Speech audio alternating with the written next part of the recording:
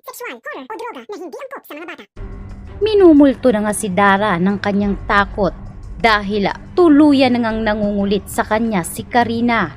Kinakailangan umano ni Karina ng sapat na pera para makapagtago siya, lalo pa na hindi na nga siya tinatantanan ng mga kapulisan.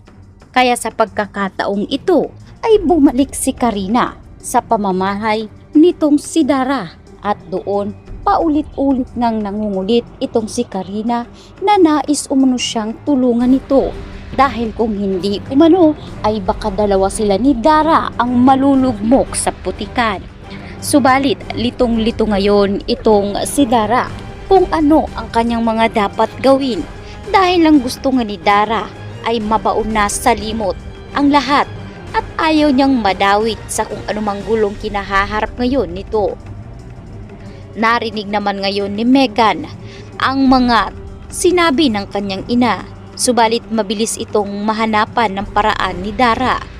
Kaya naman sa pagkakataong ito ay dito na rin kaya matatanggal bilang bagong leader itong si Jenny. Dahil na rin sa tila palagi nitong bisit abala sa pag-aalaga nga sa kanyang amang si Perry. Kaya nagdesisyon na si Dara na baka panahon na para palitan na bilang bagong leader si Jenny. Dahil hindi na umano magampanan ni Jenny ang kanyang tungkulin sa kanilang grupo. Kaya dito nga sinabi ni Dara kay Miss Monica na baka kinakailangan na ang si Megan na ang mamuno bilang bagong leader. Ngunit hindi nga ganoon kadali dahil sa pagpalit nga ni Megan bilang bagong leader ay dito na rin nagbago ang kanyang pakikitungo sa kanyang mga kasama. Masyadong malupit si Megan at tila masyado rin itong perfectionista.